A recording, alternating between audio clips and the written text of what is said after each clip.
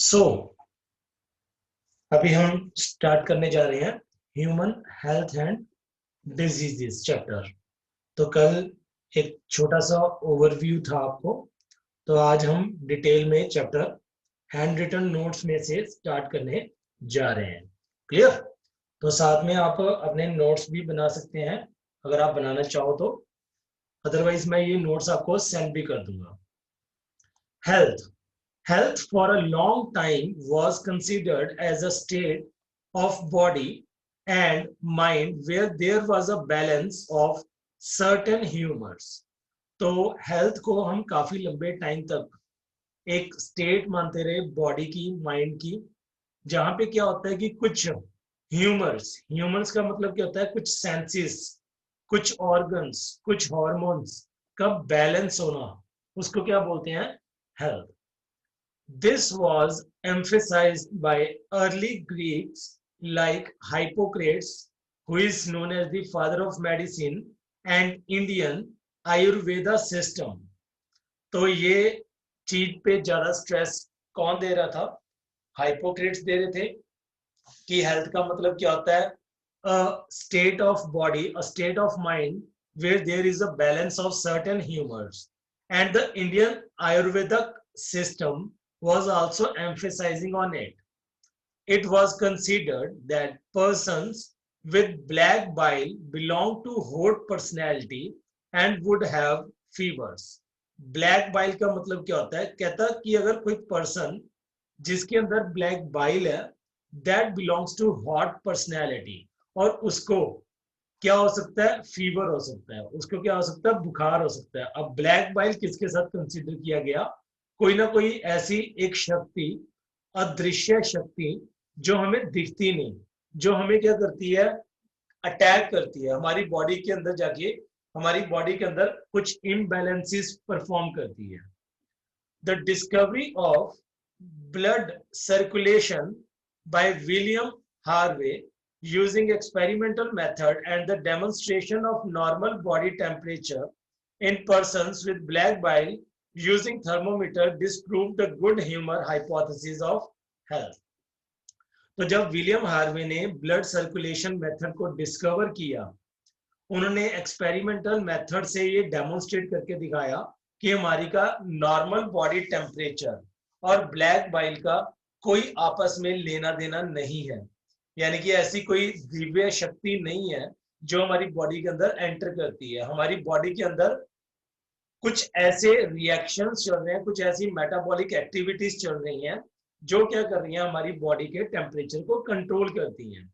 और उन्होंने वो थ्योरी, गुड ह्यूमर हाइपोथेसिस को क्या कर दिया? रिजेक्ट कर दिया।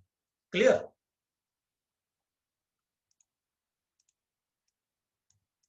इन लेटर ईयर्स बायोलॉजी, जैसे जैसे एडवांसमेंट होती गई उनको लेटर ईयर्स बोला गया।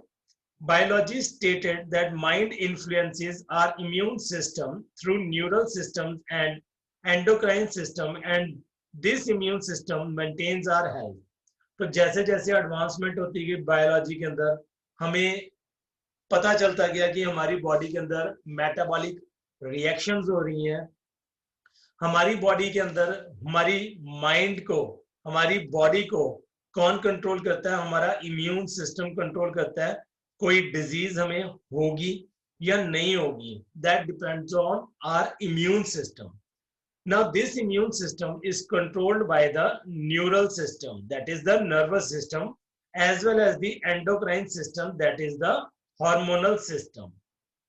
तो ये इम्यून सिस्टम है जो हमारी हेल्थ को मेंटेन करने में रोल प्ले करता है, ना कि वो ब्लैक बाइल, जो ब्लैक बाइल की हाइपोथेसिस पहले हाइपोक्रेट्स ने दी।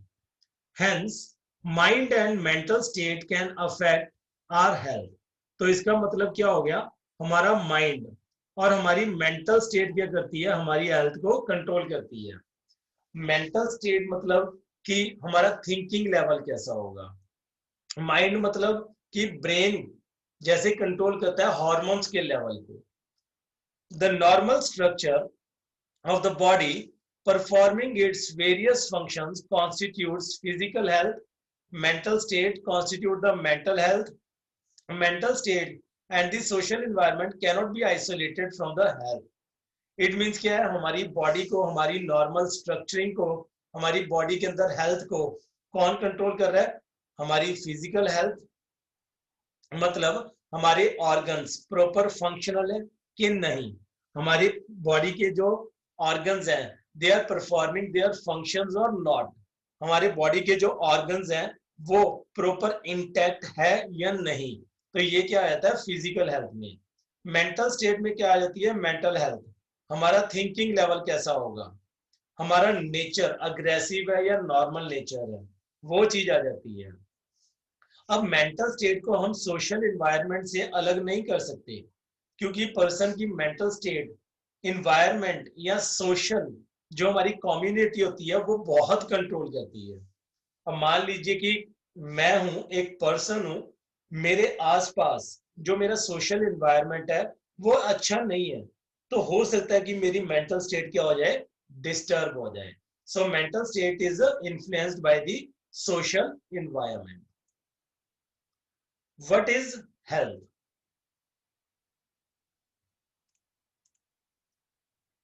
What is health?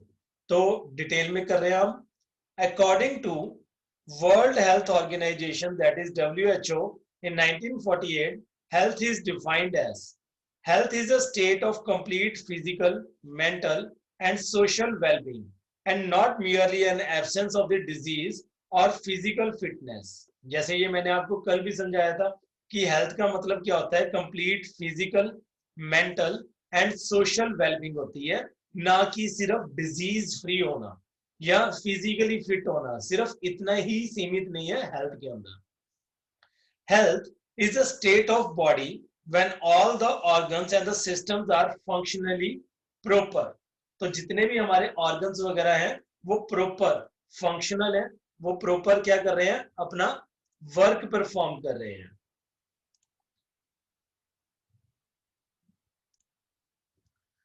तो हमारी बॉडी के सारे ऑर्गन्स क्या कर रहे हैं? प्रॉपर हैं, and they are perfect balance is maintain between the environment and the body. और एक पूरा प्रॉपर बैलेंस बना हुआ है एनवायरनमेंट और बॉडी के अंदर। सो health has three dimension, that is the physical health, mental health and the social health. Physical health involves perfect functioning of all the organs and the systems of the body। हमारी body के सारे organs proper functional हैं, हमारी body के सारे systems normal function कर रहे हैं, हमारे बॉडी के सारे पार्ट्स इंटैक्ट हैं, बॉडी पार्ट्स आर इंटैक्ट। इसके साथ आप ऐड कर सकते हो body parts are intact. Mental health means a state of harmony and balance between the individual and the surrounding. हमारी बॉडी और हमारा जो शरीर है, हमारी जो आत्मा है, जो हमारा ब्रेन है, उसकी हार्मोनी बनी हुई है, उसकी मेंटल स्टेट का बैलेंस बना हुआ है किसके साथ? एक इंडिविजुअल और उसकी सराउंडिंग के बीच में। Individual is free from anxiety and tension, उसको किसी भी प्रकार की कोई टेंशन नहीं है, ना कोई फाइनेंशियल टेंशन है उसको,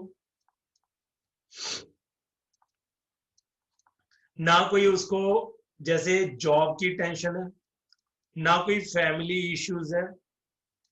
तो ऐसे टेंशन फ्री होना पड़ेगा। एंजाइटी, उसका जो थिंकिंग लेवल है उसको चिड़चिड़ापन नहीं है, उसको छोटी छोटी बात पे गुस्सा नहीं आता। इसको क्या बोलते हैं? Mental health. सोशल हेल्थ का मतलब क्या होता है? Means a man having good job, a good house, a happy family, good neighbors and understanding friends। यानी कि उसके नेचर के साथ, उसके अपने आसपास के इंडिविजुअल्स के साथ उसकी हार्मोनी बनी हुई है। तो यहाँ पे क्या है कि कम्युनिटी के साथ उसकी हार्मोनी है, कम्युनिटी हार्मोनी है। तो इसको क्या बोलते हैं? Social health.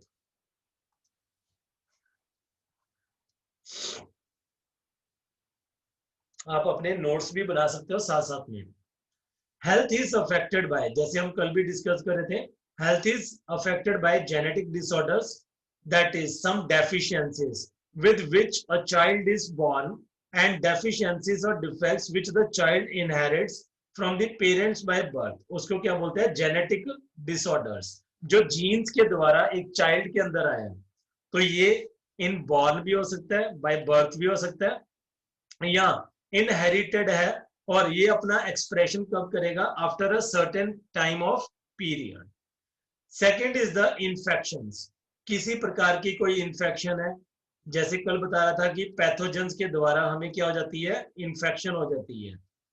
Lifestyle including food, हमारी ईटिंग हैबिट्स चेंज हो चुकी हैं, हमारा पोर्टेबल वाटर कंटेमिनेटेड है, the rest we don't take, तो बिना रेस्ट के कारण हमारी बॉडी क्या हो जाती है, थक जाती है, जिसके कारण इम्प्रॉपर बैलेंसेस हो जाते हैं। एक्सरसाइज, प्रॉपर एक्सरसाइज ना करने के कारण हमारी बॉडी थकावट महसूस करती है, जिसके कारण हमारी बॉडी के ऊपर पैथोजन अटैक होना शुरू हो जाता है। And the habits that we have और लैक, और जो हमारी हैबिट्स चेंज हो रही हैं, यहाँ पे आप एक एग्जांपल कॉमन लिख सकते हो, जैसे आजकल maximum workers are getting sedentary. तो सिडेंट्री का मतलब क्या है, सारे सिटिंग जॉब कर रहे हैं, क्योंकि बैठे बिठाए क्या हो रहा है आजकल, काम किया जा रहा है through remotes. Then social environmental physical environmental factors कर रहे हैं। तो हमारे जो इन्वायरमेंटल के फिजिकल फैक्टर्स है, जैसे light, temperature, natural disasters like cyclones और floods, social type, soil type, rainfall, तो ये भी हमारी हेल्थ को अफेक्ट करते हैं। ज्यादा गर्मी होगी, ज्यादा सर्दी होगी, कोई नेचुरल डिजास्टर है उसके कारण, या हमारी कैसी मिट्टी है, मिट्टी कंटेमिनेटेड है या नहीं है, बारिश ज्यादा हो रही है तो हम बीमार हो सकते हैं। Next is the social environmental factors like job conditions, हमारी जॉब कंडीशंस कैसी हैं, हाउसिंग कंडीशंस कैसी हैं, फैमिली एटमोस्फियर कैसा है। मान लीजिए कि फैमिली में कोई मेंबर है आपस में लड़ाई झगड़ा कर रहा है, तो उसके कारण भी मेंटल स्टेट डिस्टर्ब हो सकती है। Relationships between neighbours and friends, हमारे नेबर्स के साथ कैसे रिलेशन है, हमारे फ्रेंड्स के साथ कैसे रिलेशन है। So social equality and harmony are necessary for good health of individual. Social environment determines our physical environment, तो सोशल के साथ साथ हमारे physical as well as mental state भी अफेक्ट होती है बहुत ज्यादा। Clear. Next next is the public cleanliness. Public cleanliness में क्या रहता है कि हमारे आसपास के एरियाज में कोई कंटेमिनेशन तो नहीं है, कोई गार्बेज वगैरह तो नहीं फेंका जा रहा, क्योंकि गार्बेज क्या करेगा, ब्लॉक करेगा ड्रेनेज सिस्टम को, जिसके कारण क्या होता है, ब्रीडिंग प्लेसेस बन जाती हैं मस्कीटोस के लिए। ओपन एंड स्टेगनेंट वाटर, हमारा अगर आसपास कोई ओपन स्टेगनेंट वाटर खड़ा है तो उसमें भी ब्रीडिंग प्लेसेस बन जाएंगी मस्कीटोस वगैरह की, तो डेफिनेटली वो क्या करेंगे, हमें कोई ना कोई डिजीज ट्रांसमिट करेंगे, विच में increase the chance of poor health, तो उसके कारण हमारी हेल्थ क्या हो सकती है, डिस्टर्ब हो सकती है। Supply of balance diet for good health as it is essential for the normal body functioning, growth and development of the body.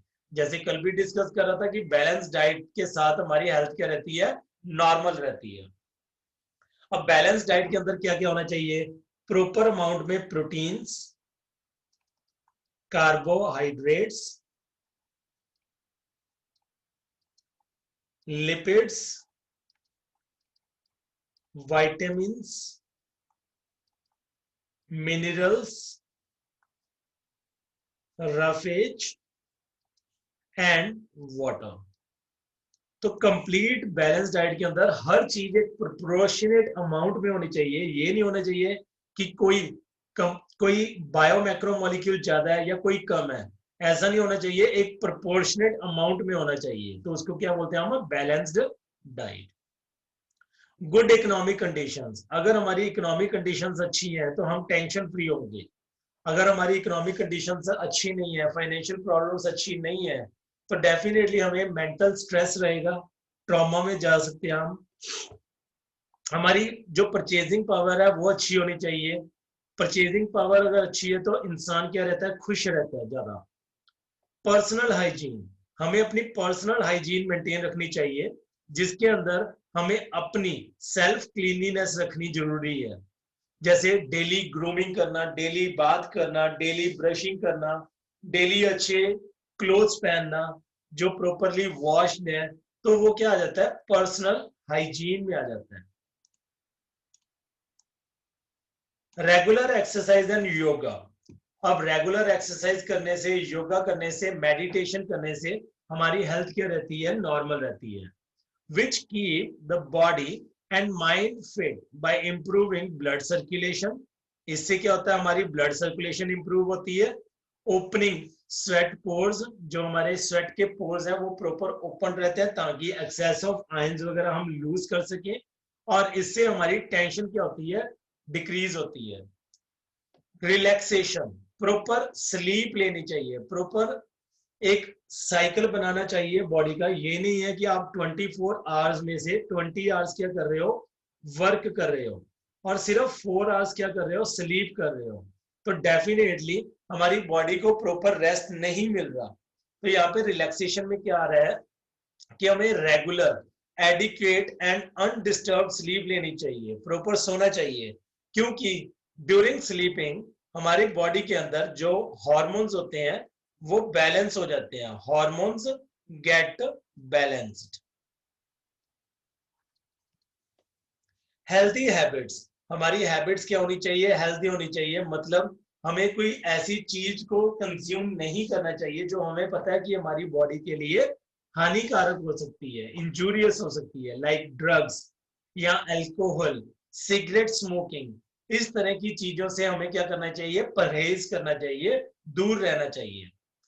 Healthy habits and avoiding the addiction, because the surveys and statistics have revealed that drug and alcohol abuse has been on the rise, especially among the youth.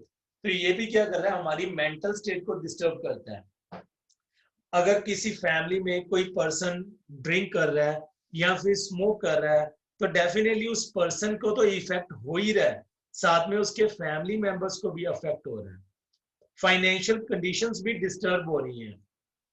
तो हमारी health ही habits होनी चाहिए, ना कि हमें अपने family members को या हमें खुद को कोई नुकसान चाहिए। अवेयरनेस अबाउट डिजीजेस, ये बहुत इंपॉर्टेंट पॉइंट है। कई बार क्या होता है कि हमें कोई बीमारी हो जाती है, हम उस बीमारी को छुपा के रखते हैं, किसी को बताते नहीं। फॉर एग्जाम्पल जैसे एड्स है, अगर किसी पर्सन को एड्स हो जाए तो वो जग जाहिर नहीं करता, वो अपने फ्रेंड्स को नहीं बताता कि पता नहीं कि क्या सोचेगा कोई पर्सन। तो हमें अवेयरनेस होनी चाहिए प्रॉपर डिजीजेस के बारे में, कि कोई डिजीज किस प्रकार से स्प्रेड होती है या उसका क्या प्रॉपर क्योर है। तो awareness about diseases and their effect on the different functions. Vaccination, उसके प्रति कौन सी वैक्सीनेशन है या प्रॉपर इम्यूनाइजेशन कौन सी करवा सकते हैं, ताकि वो इन्फेक्शियस डिजीज हमें ज्यादा लंबे टाइम तक नुकसान ना पहुंचा सके। हमारा जो डिस्पोजल वेस्ट है उसको प्रॉपर वे से डंप करना, हमारे सराउंडिंग को क्लीन रखना, ये किस में आ जाता है, हमारी सोशल वेलबींग में आ जाता है। कंट्रोल ऑफ वेक्टर्स, जैसे घर में अगर कूलर्स वगैरह में या एसी वगैरह में ब्रीडिंग प्लेसेस बनी हुई हैं वेक्टर्स की, कैरियर्स की, जैसे मच्छर वगैरह हो गए, हाउस फ्लाइज वगैरह होगी, तो उनको कंट्रोल करने की हमें वेज पता होने चाहिए।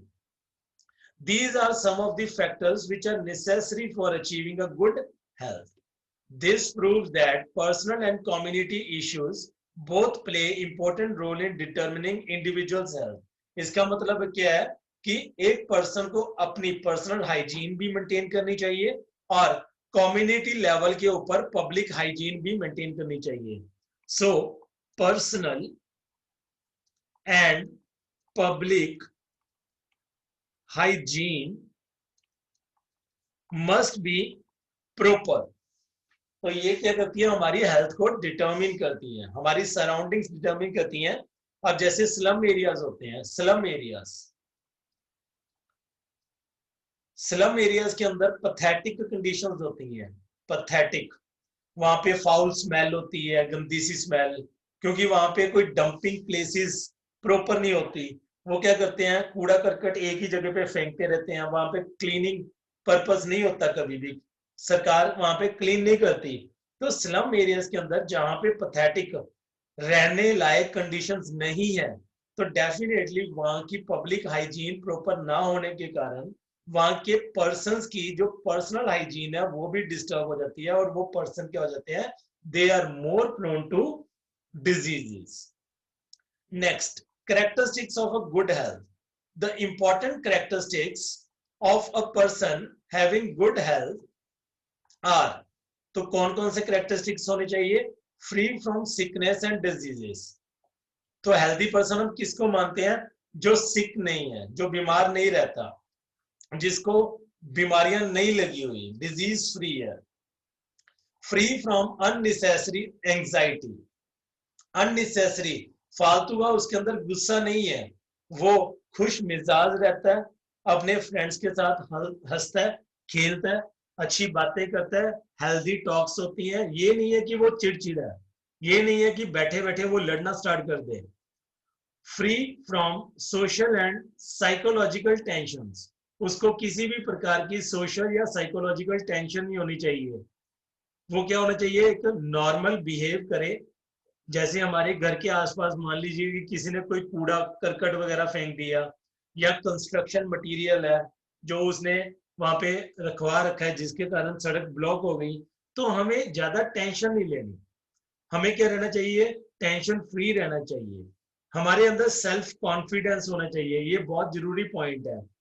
Feeling of joy in living, तो खुश मिजाज जिंदगी को व्यतीत करना चाहिए। ये नहीं है कि टेंशन में हम अपनी लाइफ को डिस्टर्ब कर रहे हैं। Ability to work efficiently and at his best, अपने जॉब के ऊपर या अपने स्कूल के अंदर, कॉलेज के अंदर वो प्रॉपरली एफिशिएंटली वर्क करे और अपना बेस्ट वहां पे प्रूव करे, अपना best they.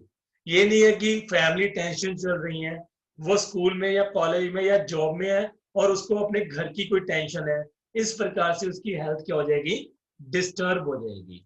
Clear. Importance of good health, तो गुड हेल्थ की क्या क्या इंपॉर्टेंसेस हैं। Good health is one's real wealth. हम पैसे के पीछे भागते हैं, लेकिन पैसे के पीछे भागने के चक्कर में हमारी हेल्थ क्या हो जाती है, डिस्टर्ब हो जाती है। तो ये हमें ध्यान में रखना चाहिए कि good health is our real wealth. हमारी जो रियल संपत्ति है, हमारी जो प्रॉपर हमारी इनकम एक है, वो क्या है, हमारी हेल्थ है। हम प्रॉपर वे से खाते नहीं, सेविंग में लगे रहते हैं। अगर नहीं खा रहे तो डेफिनेटली क्या होगा, हमारी हेल्थ बिगड़ जाएगी, और अगर हेल्थ बिगड़ती है तो डेफिनेटली हमारी फाइनेंशियल प्रॉब्लम भी अराइज होगी, हमारे घर पे भी प्रॉब्लम्स क्रिएट हो जाती हैं। जैसे मान लीजिए कि अगर कोई घर पे एक भी मेंबर, कोई एक भी मेंबर बीमार हो जाए, तो डेफिनेटली सारे फैमिली मेंबर्स क्या हो जाते हैं, डिस्टर्ब हो जाते हैं। All family members get disturb. A healthy person is always cheerful, तो डेफिनेटली जो पर्सन हेल्दी होगा वो चीयरफुल होगा, ज्यादा एक्टिव होगा, ज्यादा काम करने के लिए विलिंग होगा, एनर्जेटिक होगा, फुल ऑफ एनर्जी होगा। Good health increases one's efficiency for doing work, तो डेफिनेटली अगर हम बीमार नहीं है तो हमारा काम पे दिल लगेगा, हम अपनी पूरी एफिशिएंसी के साथ उस वर्क पे ध्यान देंगे। This contributes to his own progress, अगर कोई अपनी फुल एफिशिएंसी से वर्क कर रहा है तो डेफिनेटली उसका काम रिकॉग्नाइज किया जाएगा और उसका प्रोग्रेस होगा, उसको डेफिनेटली उसकी सोर्स ऑफ इनकम इंप्रूव होगी। The progress of his family, तो डेफिनेटली एक पर्सन की अगर प्रोग्रेस हो रही है तो उसके साथ जो उसके फैमिली मेंबर्स लिंक्ड है उनकी भी प्रोग्रेस हो रही है। The progress of his community, अगर एक फैमिली प्रोग्रेस कर रही है तो definitely nation is getting progress, society is getting progress. Clear है ना। तो गुड हेल्थ होने से हमारा नेशन क्या जाता है, आगे जाता है। अगर किसी नेशन में, अगर किसी कंट्री में बीमारियां फैल रही हैं तो वो नेशन की जीडीपी यानी कि ग्रॉस डोमेस्टिक प्रोडक्शन क्या हो जाती है, डिक्रीज हो जाती है। अब मान लीजिए कि सारे ही टीचर्स स्कूल से बीमार होके छुट्टी ले रहे हैं, तो क्या वो स्कूल राइज करेगा? Definitely no. वहां पे स्टूडेंट्स एडमिशन लेने के लिए जाना पसंद करेंगे? Definitely no. तो वो स्कूल क्या जाएगा, पीछे जाएगा। वो स्कूल की जो ग्रोथ है वो क्या हो जाएगी, बैकवर्ड, लैग करनी शुरू हो जाएगी। इसी प्रकार से नेशन क्या हो जाता है, उसकी जीडीपी डिक्रीज होनी शुरू हो जाती है। जैसे आप रिलेट कर सकते हो, during corona virus India's GDP decreased to -23.5%। इतनी ज्यादा गिर गई, -23.5% पे चली गई इंडिया की GDP, just due to corona virus. क्योंकि कोरोना वायरस के टाइम पे क्या किया गया, कर्फ्यू लगाया गया। तो उस कारण इंडिया की ग्रॉस डोमेस्टिक प्रोडक्शन रेट क्या हो गया, -23.5 में चला गया। तो सोच के देखिए कि इंडिया कितना बैकवर्ड हो गया इस कारण। Good health increases productivity and brings economic prosperity. Good health से हमारी प्रोडक्टिविटी इंक्रीज होती है, इकोनॉमिक फाइनेंशियल कंडीशंस स्ट्रांग होती हैं, जिससे हमें क्या होता है, एक प्रॉपर लाइफ जीने में एक सहायता मिलती है। जिस फैमिली की कोई ना कोई फाइनेंशियल प्रॉब्लम है, तो डेफिनेटली वहां पे सारा दिन टेंशन रहती है कि खर्चे कैसे चलेंगे। तो ये इकोनॉमिक कंडीशंस प्रॉपर होने से हमारी मेंटल स्टेट क्या रहती है, नॉर्मल रहती है। It also increases longevity of people and reduces infant and maternal mortality। तो डेफिनेटली अगर हम चीयरफुल होंगे, हम ज्यादा खुश मिजाज होंगे, तो हमारी उम्र भी क्या हो जाएगी, लंबी हो जाएगी। हमारे फैमिली में अगर कोई टेंशन नहीं है, तो बच्चों की प्रॉपर ग्रोथ होगी, बच्चों की डेथ नहीं होगी जल्दी जल्दी। जो फैमिली मेंबर्स हैं, जैसे लेडीज हो गए या घर पे जो एल्डरली पीपल्स हैं, वो भी क्या हो जाएंगे, उनकी लाइफ क्या हो जाएगी, लॉन्ग हो जाएगी, उनकी एज स्पैन क्या हो जाएगा, इंक्रीज कर जाएगा। Diseases, dis means against and ease means comfort, or we can say this means discomfort and ease means easiness। तो easiness में क्या हो रहा है, discomfort हो रहा है, या against comfort है disease। Any change from the normal state that causes discomfort or disability or impairs the health is called as a disease। तो जो भी हमारी नॉर्मल स्टेट को चेंज करता है, इंपेयर करता है, मतलब खराब करता है, तो उस चीज को, उस कारण को क्या बोलेंगे, हम डिजीज बोलेंगे। इट इन्वॉल्व्स मॉर्फोलॉजिकल, मतलब कोई ना कोई स्ट्रक्चरल चेंज हो गया, हमारे ऑर्गन्स डिसफंक्शनल हो गए, या हमारे बॉडी पार्ट्स किसी एक्सीडेंट में लॉस्ट हो गए। कोई फिजियोलॉजिकल कारण हो सकता है, हमारी बॉडी के अंदर प्रॉपर हार्मोनल लेवल नहीं है, एंजाइम्स प्रॉपर सिक्रीट नहीं हो रहे, प्रॉपर रिएक्शंस नहीं चल रही। हमारा साइकोलॉजिकल डिस्टर्बेंस हो सकता है, यानी कि मेंटल डिस्टर्बेंस हो सकती है। तो ये चीजें आ गई इसमें। When the functioning of one or more organs or systems of the body is adversely affected, characterized by various signs and symptoms, we say that we are not healthy, that is, we have a disease। अगर हमारी body की कोई ना कोई dysfunctioning होगी, एक या एक से ज्यादा ऑर्गन्स क्या हो गए, डिस्टर्ब हो गए, हमारी बॉडी के सिस्टम्स प्रॉपरली फंक्शन नहीं कर रहे हैं, दे आर एडवर्सली अफेक्टेड, उस कोई ना कोई साइन या सिम्टम शो होना शुरू हो गया। साइन क्या होता है, साइन कोई ना कोई ऑब्जर्वेबल कैरेक्टर जो प्रोड्यूस नहीं होना चाहिए लेकिन वो दिखना शुरू हो गया। और सिम्टम का मतलब क्या होता है, नॉन ऑब्जर्वेबल कैरेक्टर। अब जैसे मान लीजिए कि किसी को बुखार है, तो वी कैन चेक इट, तो हम उसको फील कर सकते हैं, तो फीवर इज अ साइन। अगर किसी को हेडेक है, वो हम चेक नहीं कर सकते, ठीक है ना। अगर किसी की स्किन येलो हो रही है, जॉन्डिस के टाइम पे आईज येलो हो रही हैं, तो वो हमें दिखती हैं, तो वो क्या एक साइन है, क्लियर है ना। तो जो करेक्टर्स हमें दिखने शुरू हो जाते हैं उनको क्या बोलते हैं, साइंस। जो करेक्टर्स हमें दिखते नहीं बीमारी के टाइम पे, लेकिन फील किए जा सकते हैं पर्सन के द्वारा जिसको बीमारी हो गई, उसको क्या बोलते हैं हम, symptom. It may also be due to environmental factors or pathogens or genetic anomalies. This shows that disease is opposite to health. तो फाइनली हम क्या कंक्लूजन पे जा सकते हैं कि डिजीज एक ऐसा वर्ड है जो हेल्थ के अपोजिट है। डिजीज किसी ना किसी इन्वायरमेंटल फैक्टर के कारण भी डिस्टर्ब हो सकती है, किसी ना किसी पैथोजन के कारण डिस्टर्ब हो सकती है, या कोई ना कोई जेनेटिक एनोमेली, एनोमेली मतलब डिस्टर्बेंस हो सकती है। क्लियर है ना? Next, but one can be in a poor health even without a simple cause of an identifiable disease. कहता है एक पर्सन की हेल्थ पुअर भी हो सकती है, जैसे हम पहले भी डिस्कस कर रहे हैं, लाइक फाइनेंशियल प्रॉब्लम हो उस कारण डिस्टर्ब बोल सकते हैं हम, या फिर क्या है उसको कोई ना कोई टेंशन है, उसका जो एंजाइटी लेवल है वो बहुत ज्यादा है, तो वो पर्सन भी हेल्थी नहीं माना जाएगा। Disease can be broadly classified into three categories. So depending upon the period of their occurrence, they can be divided as congenital. Congenital का मतलब क्या होता है, इनबॉर्न। जो डिजीजेस हमें बाय बर्थ होती हैं उनको बोलते हैं हम congenital diseases. These are inborn diseases which are present from the birth. These are generally inheritable. तो ये डिजीज क्या होती हैं, अगर इनबॉर्न है तो डेफिनेटली ये हमें प्रोजनी हमारी जनरेशन से मिली है, हमारे पेरेंट्स से मिली होती हैं। That is they are pass from generation to the generation. Examples like diseases caused by gene mutation, for example haemophilia. Haemophilia के अंदर हमारा ब्लड कोएगुलेट नहीं करता, तो हीमोफीलिया हो सकता है। कलर ब्लाइंडनेस हो सकती है।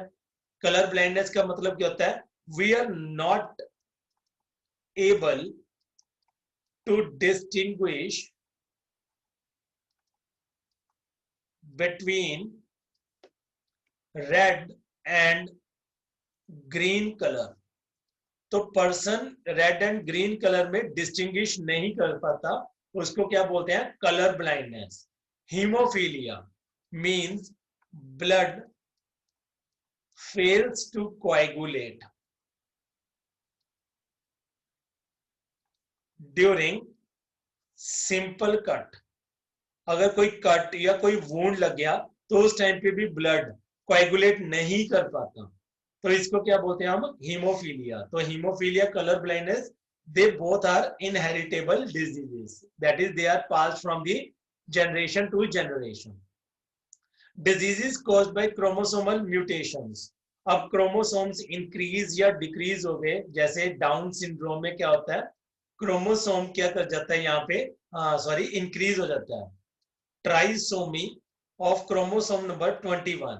तो 21 क्रोमोसोम की दो कॉपीज होती हैं, एक एक्स्ट्रा क्रोमोसोम हो जाता है, यानी कि हमारे अंदर नॉर्मल क्रोमोसोम्स कितने होते हैं, 2n, लेकिन एक इंक्रीज हो जाता है डाउन सिंड्रोम में, 2n+1। तो जो इंक्रीज हुआ वो कौन सा इंक्रीज हुआ, 21st क्रोमोसोम एक्स्ट्रा हो जाता है। क्लाइनेफेल्टर सिंड्रोम। क्लाइनेफेल्टर सिंड्रोम में क्या होता है, नॉर्मल मेल के अंदर XY क्रोमोसोम होते हैं, तो यहाँ पे एक X एक्स्ट्रा आ जाता है, तो उसको क्या बोलते हैं, क्लाइनेफेल्टर सिंड्रोम। तो ये क्यों होता है, this occurs due to non disjunction of chromosomes during meiosis। मैं अभी आपको नेक्स्ट स्लाइड में दिखाऊंगा नॉन डिसजंक्शन का मतलब क्या होता है, नॉन डिसजंक्शन। क्लियर? अभी थोड़ी देर में देखते हैं इसको, नॉन डिसजंक्शन को।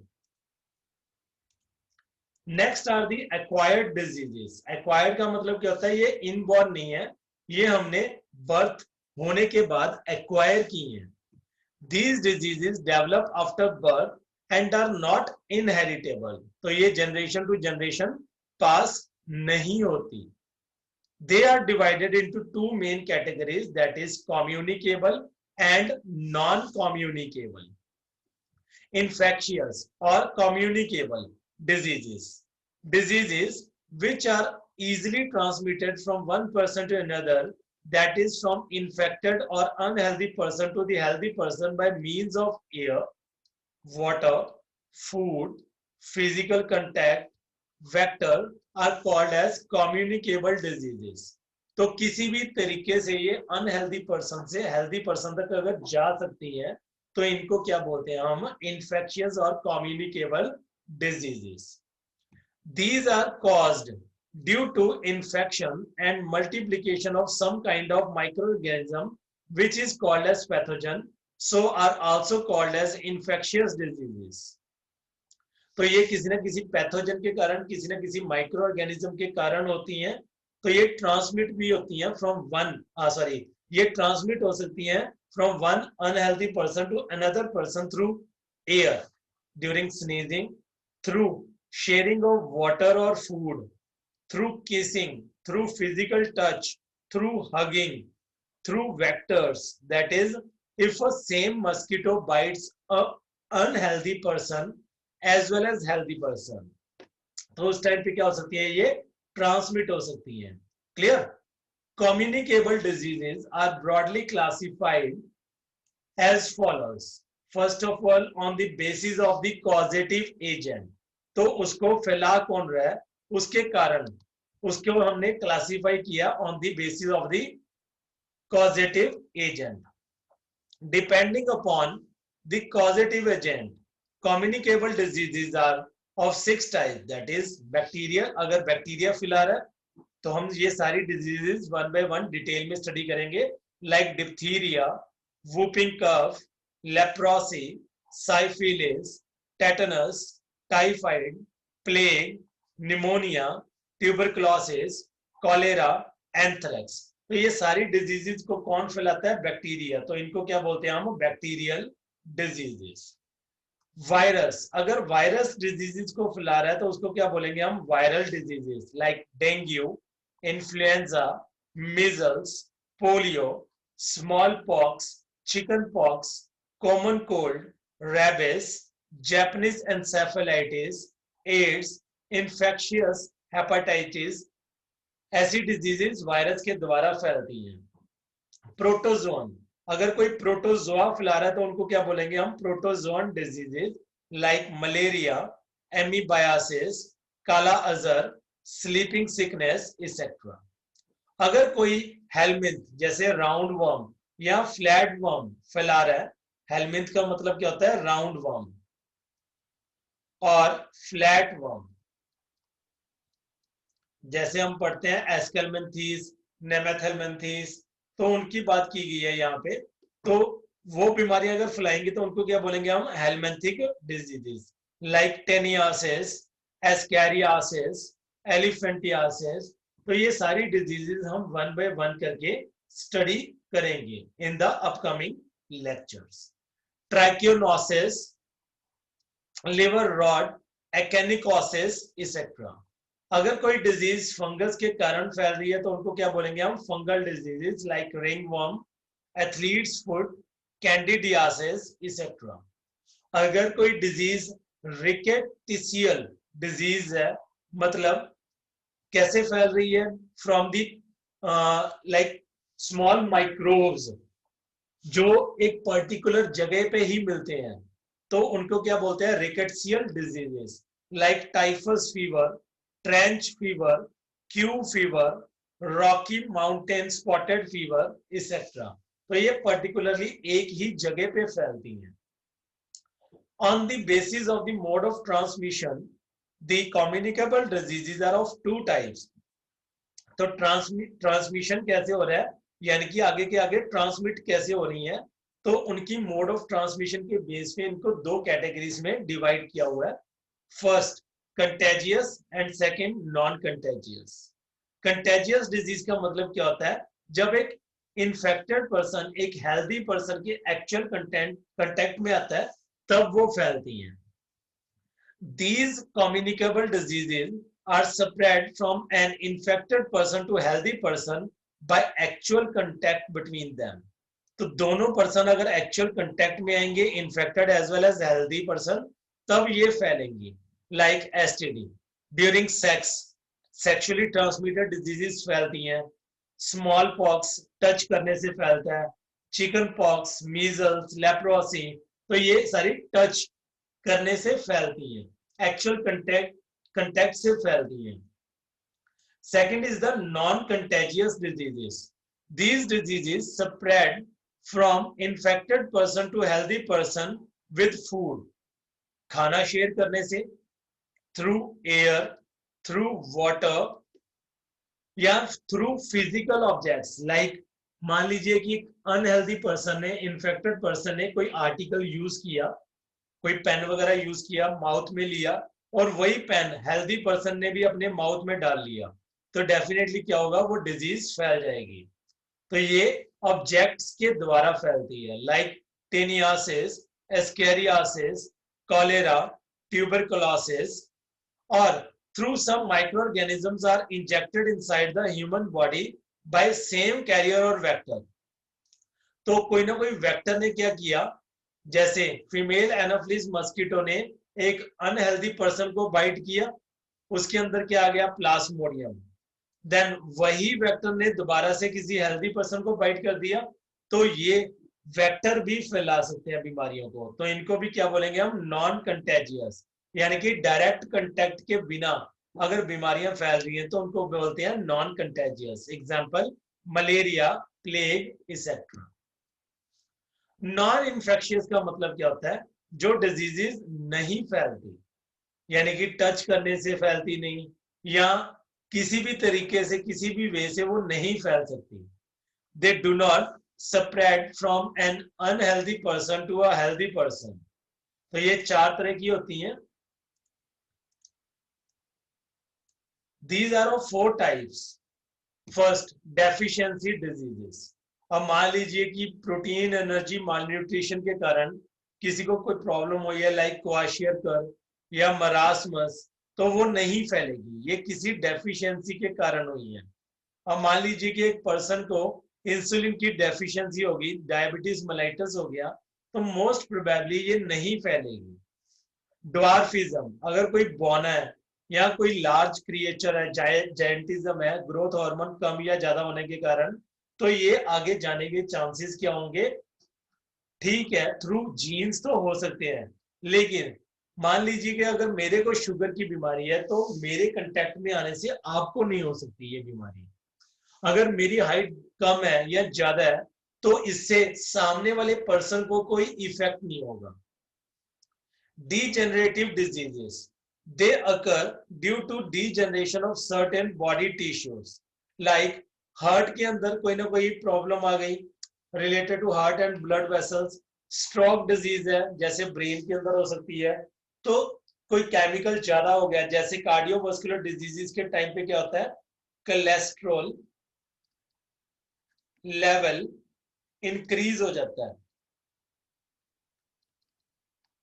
तो ये क्या होगा, ब्लॉकेज कर देगा, जिसके कारण हमारा हार्ट प्रॉपर फंक्शन नहीं कर पाता। कैंसरस डिजीज, कैंसर भी नहीं फैलता from unhealthy to healthy person. These occur due to uncontrolled proliferation, that is growth and division of the cells in certain body tissues leading to tumor formation। तो cancer की definition दी हुई है, cancer का मतलब क्या होता है, अनकंट्रोल्ड प्रोलिफरेशन और डिवीजन ऑफ द सेल्स। तो एक कैंसर पेशेंट से एक हेल्दी पर्सन को कैंसर नहीं हो सकता, डायरेक्टली ट्रांसमिशन नहीं होती।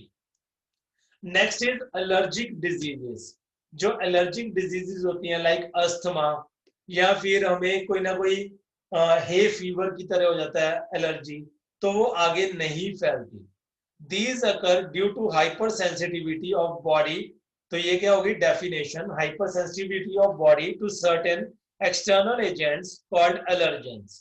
एलर्जन क्या हो सकता है, पॉलन ग्रेन हो सकता है, डस्ट पार्टिकल्स हो सकते हैं, तो कोई भी चीज क्या बन सकती है, एलर्जन बन सकती है, जिससे एलर्जी हो जाती है। लाइक अस्थमा के टाइम पे हमें रेस्पिरेटरी प्रॉब्लम हो जाती है, या हे फीवर, जैसे कनक खाने से हमें क्या हो जाता है, फीवर, होना स्टार्ट हो जाता तो उसको बोलते हैं हे फीवर। क्लियर?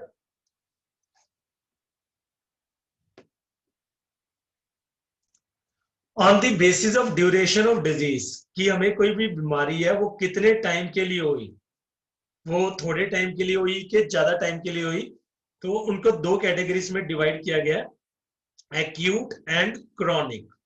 एक्यूट का मतलब क्या होता है कि थोड़े टाइम पीरियड के लिए होती है ये बीमारी, एकदम होती है, वेरी रैपिडली एकदम होती है, लेकिन थोड़े टाइम पीरियड के लिए होती है। थोड़े टाइम पीरियड के बाद क्या हो जाती है, रिकवरी हो जाती है। तो इसके कारण कोई ज्यादा मेजर इश्यू नहीं होगा बॉडी के ऊपर। Clear? And person gets well within a week और so, like common cold, cough. ये बीमारियां क्या होती हैं, एकदम होती हैं लेकिन थोड़े टाइम पीरियड के लिए होती हैं। क्रॉनिक का मतलब क्या होती है, ये बीमारी धीरे धीरे होती है और काफी लंबे टाइम तक चलती है, और इसके कारण हमारी डेथ भी हो सकती है। फेटल का मतलब क्या होता है, they may lead to death. They have a prolonged and major effect, इनके कारण बहुत लंबा असर होता है, बहुत लंबे टाइम पीरियड के लिए असर होता है, और मेजर हेल्थ इश्यूज हो सकते हैं, और शायद रिकवरी हो ही ना। और फाइनली क्या हो सकती है, डेथ भी हो सकती है, like tuberculosis, elephantiasis, cancer, diabetes etcetera. Clear? तो यहाँ पे नीचे चार्ट दिया हुआ है कि डिजीजेस को डिवाइड कैसे कैसे किया है हमने, जो अभी स्टडी की है। On the basis of period of their occurrence, congenital by birth, acquired means after birth they are acquired. On the basis of duration they are acute and chronic. Acute मतलब थोड़े टाइम पीरियड के लिए होती है, एकदम होती है। Chronic मतलब धीरे धीरे होती है, बहुत लंबे टाइम पीरियड के लिए होती है। कॉन्जिनिटल की अगर टाइप्स होती हैं, diseases caused by gene mutations, ये हमने डिस्कस किया, या क्रोमोसोमल म्यूटेशंस। एक्वायर्ड के आगे दो टाइप्स हैं, नॉन इन्फेक्शियस एंड इन्फेक्शियस। और नॉन इन्फेक्शियस की आगे चार टाइप्स है, deficiency, degenerative, cancerous and allergic, ये भी हमने डिस्कस किया। इन्फेक्शियस या कम्युनिकेबल की आगे छह टाइप्स हैं, depending upon the basis of the causative agent. Causative agent के बेस पे क्या है, इसकी छह types, bacterial, viral, protozoan, helminthic, fungal and rickettsial. या फिर on the mode of transmission they are of two types, that is contagious and non contagious. Clear?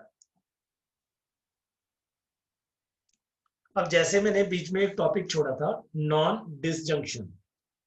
Non disjunction of chromosomes क्या होता है, इसको समझने के लिए सबसे पहले हम नॉर्मल वे से चलते हैं।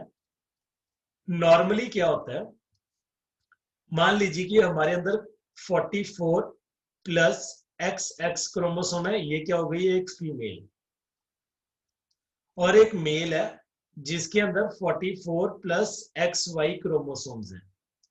जब गैमीट्स बनेंगे इनसे तो क्या हो जाएगा, 22 प्लस एक्स का एक गैमीट बन जाएगा, 22 प्लस एक्स का दूसरा गैमीट बन जाएगा।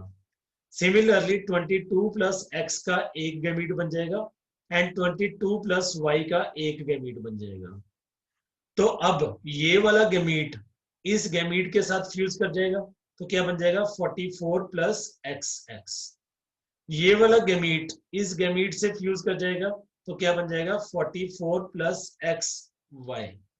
ये वाला गैमीट इस गैमीट से फ्यूज कर जाएगा, तो क्या बन जाएगा, 44 प्लस XX। और ये वाला गैमीट इस गैमीट से फ्यूज कर जाएगा, तो क्या बन जाएगा, 44 प्लस XY।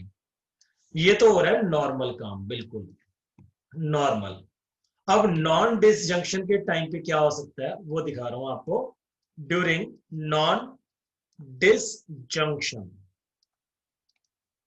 मान लीजिए कि फीमेल के अंदर कितने क्रोमोसोम्स है, 44 प्लस XX, और मेल के अंदर कितने हैं, 44 प्लस XY। तो ये क्या हो गई, फीमेल, और ये क्या हो गया, मेल। अब यहां से गैमीट्स बने, तो एक गैमीट क्या बन गया, इससे रिड्यूस हो गए 22 प्लस XX वाला, और एक गैमीट क्या बन गया, 22 वाला। यानी कि दोनों एक्स इकट्ठी यहाँ पे चले गए, यहाँ पे कोई भी एक्स नहीं आया। तो ये एक गैमीट हो गया, ये दूसरा गैमीट हो गया, और यहां से क्या हो गया, यहाँ पे नॉर्मल काम हो रहा है, 22 प्लस एक्स 22 प्लस वाई। अब मान लीजिए कि ये वाला गमीट इस गमीट से अगर फ्यूज करेगा तो क्या बन जाएगा 44 प्लस एक्स एक्स एक्स। तो ये क्या हो गई, नॉन डिसजंक्शन के कारण प्रॉब्लम हो गई। यहाँ ये वाला गमीट इस गमीट के साथ फ्यूज करता तो क्या बन जाएगा 44 प्लस एक्स एक्स वाई। तो ये भी क्या है, एक प्रॉब्लम हो गई। यहाँ पे क्या होगा 44 प्लस एक्स 0, यानी कि क्रोमोसोम क्या रह गया, एक कम रह गया। यहाँ पे क्या हो जाएगा 44 प्लस वाई 0। तो ये कितने क्रोमोसोम्स हो गए टोटल 47। ये भी कितने हो गए 47।